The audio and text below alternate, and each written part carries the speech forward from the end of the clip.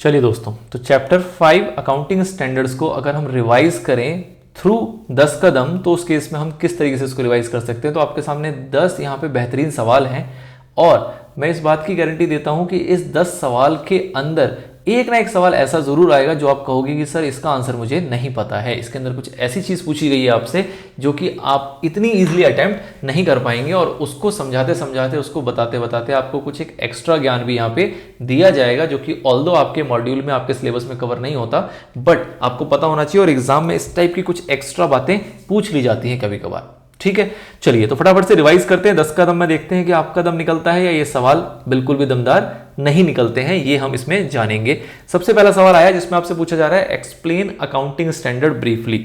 आपको कहा जा रहा है कि आप अकाउंटिंग स्टैंडर्ड को यहाँ पे एक्सप्लेन करें। तो आपको अकाउंटिंग स्टैंडर्ड अगर आप एक्सप्लेन करने के लिए कहा जाएगा तो आप क्या बताएंगे यहाँ पे? आप बताएंगे कि अकाउंटिंग स्टैंडर्ड जो है वो क्या है, वो एक रिटन स्टेटमेंट है, रिटन सेट ऑफ रूल्स हैं जो कि इशू किया जाता है किसके द्वारा? प्रोफेशनल बॉडीज के जो होता है, लॉ के द्वारा, कस्टम के द्वारा, और इंपोज किया जाता है किसके ऊपर? अकाउंटेंट्स के ऊपर। कब? By preparation and presentation of financial statement. ठीक है, तो this is the basic element जो आपको इसके अंदर कवर करने होते हैं कि ये है क्या।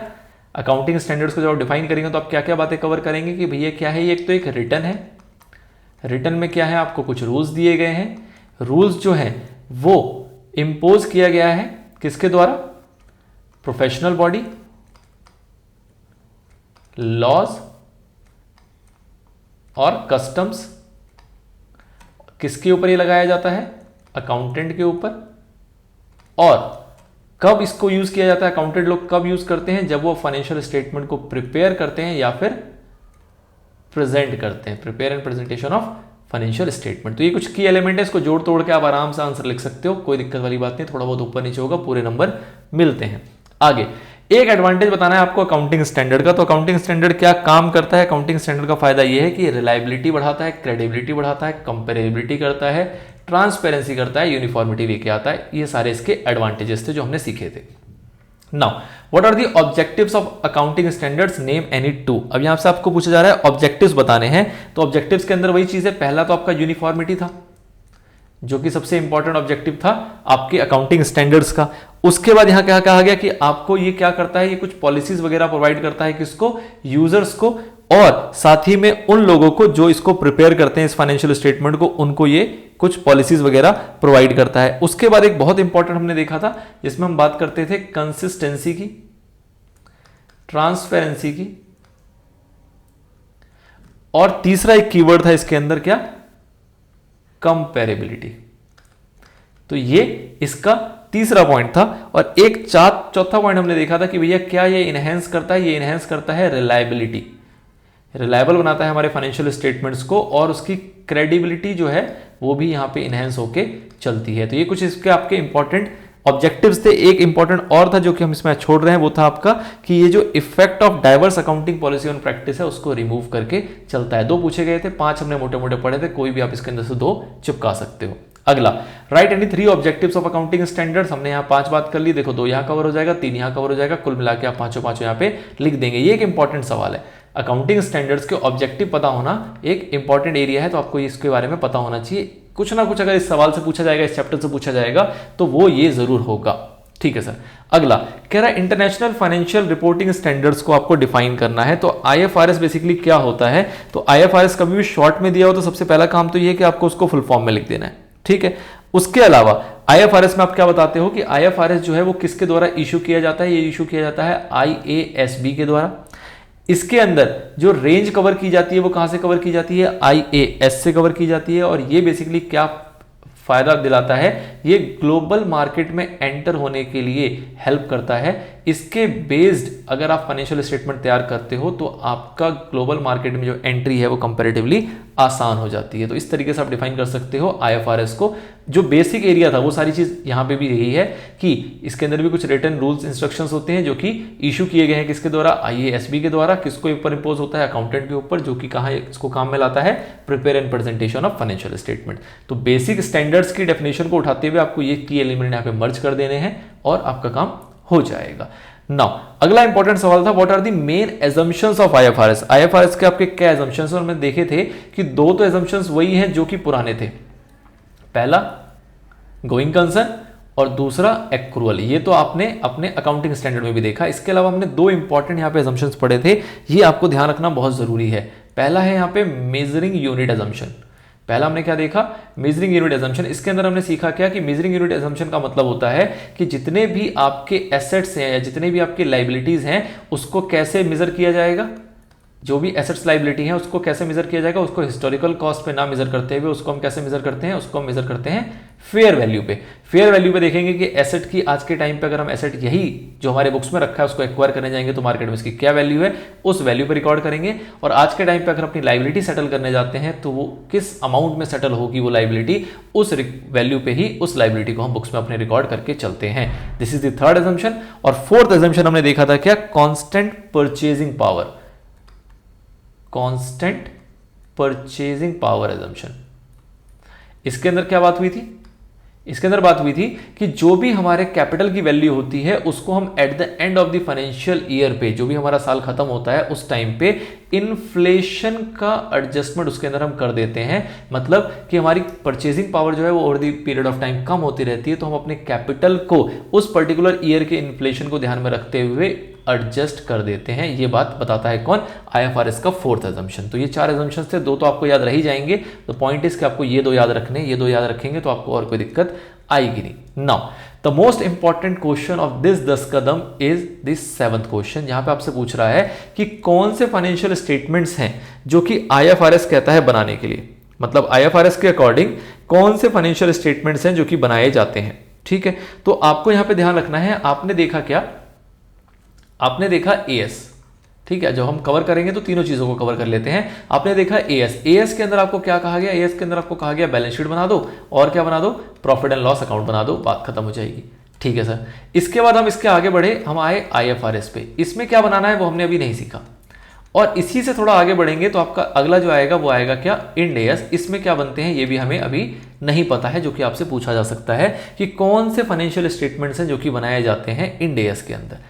बात करते हैं सबसे पहले IFRS की। तो IFRS के अंदर पहला स्टेटमेंट बनता है जिसको हम बोलते हैं स्टेटमेंट, इसको आप नोट करेंगे, statement of financial position. Sir ये फाइनेंशियल पोजीशन तो मोटा मोटा हम बैलेंस शीट को कहते थे, हाँ जी, उसी बैलेंस शीट का ये रीडिफाइंड नेम है जो कि IFRS में यूज होता है, स्टेटमेंट ऑफ फाइनेंशियल पोजीशन। दूसरा स्टेटमेंट क्या है, दूसरा है स्टेटमेंट ऑफ प्रॉफिट और लॉस। ये basically profit and loss account को स्टेटमेंट की फॉर्म में बनाया जाता है, इसलिए उसको लिखते हैं statement of profit and loss. इसी के साथ हम ऐड भी करते हैं and other comprehensive income. Basically profit and loss के स्टेटमेंट में ही एक और एलिमेंट घुसाया जाता है जिसको बोलते हैं OCI, अदर कॉम्प्रिहेंसिव इनकम। इसको भी इसी स्टेटमेंट में डिस्क्लोज करके हम चलते हैं। ठीक है सर, और क्या है, अगला है statement of change in equity. मतलब इस स्टेटमेंट में हम दिखाते हैं कि हमारी इक्विटी, इक्विटी बोले तो मालिक का पैसा, जो मालिक का पैसा है उसके अंदर कितना चेंज आया है उसकी एक स्टेटमेंट को तैयार करते हैं। और चौथा आता है आपका स्टेटमेंट ऑफ कैश फ्लो। मतलब कैश फ्लो स्टेटमेंट बनाते हैं जिसमें हम दिखाते हैं कि हमारा कैश का फ्लो कैसा रहा पूरे साल में हमारी बिजनेस एंटरप्राइज के अंदर। तो मोटे मोटे चार स्टेटमेंट बनते हैं किसमें, IFRS में। सर इंड AS में कितने बनते हैं, इंड AS में भी यही चार बनते हैं, बस पहले वाले का नाम चेंज कर दो। पहले वाले को जो ये कह रहा है statement of financial position, India के अंदर बेसिकली एक प्रथा चलती आई बहुत सालों से जिसमें हम कहते रहे क्या, बैलेंस शीट। तो इसलिए इसको कहा गया कि भैया इसको पहले बैलेंस शीट कहते थे यहाँ पे भी, और अभी भी क्या कहेंगे, बैलेंस शीट, क्योंकि बैलेंस शीट वर्ड से एक अपना एक कनेक्शन डेवलप हो रखा है इंडिया के अंदर। तो इसलिए आज के टाइम पे भी इंड AS के अंदर भी इसको बैलेंस शीट कहा जाता है, पहला स्टेटमेंट।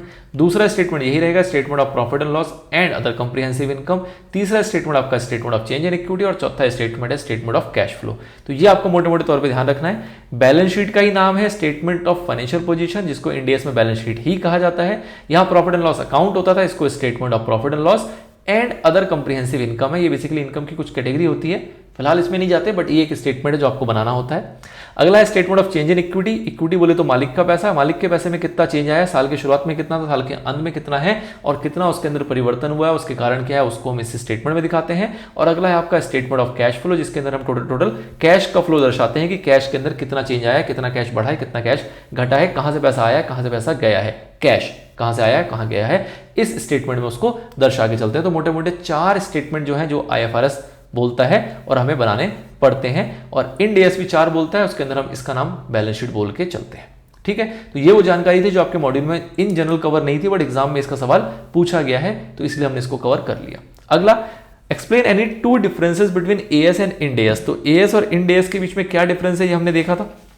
हमने इसका टेबल बनाया था, हमने इसके पूरे चार्ट को देखा था, हमने देखा था कि बेसिस क्या है। तो AS का जो बेसिस है वो क्या है, AS का जो बेसिस था वो क्या था, वो आया है हमारा कहां से, IAS से, और इंड AS कहां से आया है आपका, IFRS से। ये हमने पहला बेसिस देखा था।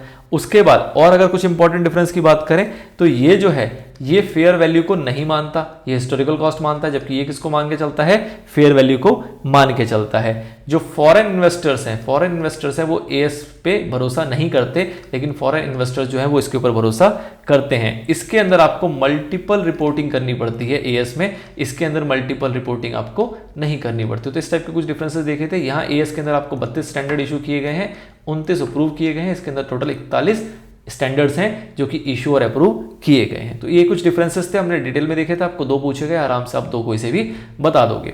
अगला सवाल है, what is the role of NACAS in applicability of Ind AS। तो यहां पे आपको बताना है इसका रोल क्या है। तो सबसे पहले तो आप NACAS को डिफाइन करोगे। ये क्या है हमारा, ये है national advisory committee on accounting standard. क्या रोल होता है इसका, कि जब भी काउंसिल ICAI की जो काउंसिल है वो हमारे स्टैंडर्ड्स को फ्रेम करने के बाद जब अप्रूव करती है तो वो किसको भेजती है, NACAS को। NACAS उसको रिव्यू करता है और अप्रूव करने के बाद वो रिकमेंड करता है किसको, मिनिस्ट्री को, further approval and publication in official gazette के लिए।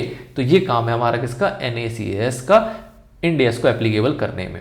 Now how many AS and Ind AS are available and applicable for business enterprises. तो आपको पता लग गया है कि AS कितने हैं, 32, जिसमें से कि अप्रूव्ड या नोटिफाइड कितने हैं मिनिस्ट्री के द्वारा 29, और इंड AS जो है वो कितने हैं आपके 41, जो कि इशूड एंड अप्रूव्ड है by the government of India. ठीक है सर, तो दिस आर दी 10 कदम जो मोटे मोटे तौर पे आपको इस चैप्टर को रिवाइज कर देता है। इसको 3 कैटेगरी में डिवाइड कर सकते हैं। आपको AS पता होना चाहिए और AS से जुड़ी सारे फायदे नुकसान पता होने चाहिए। आपको IFRS क्या है ये पता होना चाहिए, इससे जुड़े सारे फायदे नुकसान पता होने चाहिए। और थर्ड, आपको इंड AS पता होना चाहिए और इसके जुड़े हुए सारे फायदे नुकसान पता होने चाहिए। इतनी बातें अगर आपको पता है तो ये चैप्टर बस आपसे इतनी ही एक्सपेक्टेशंस रखता है। This is all about your chapter number 5। I hope यहाँ तक आपको सारी चीजें सही से समझ में आ रही हैं। सारा आपका फंडामेंटल जो बेसिक्स है, जो फाउंडेशन है, वो अच्छे से क्लियर हो रहा है। आगे हम कुछ प्रैक्टिकल चीजों में प्रवेश करने वाले हैं इन बेसिक्स फंडामेंटल्स को डेवलप करने के बाद। चलिए जी, मिलेंगे अगले चैप्टर में, बात करेंगे अकाउंटिंग इक्वेशन की। Till then, good luck, good bye.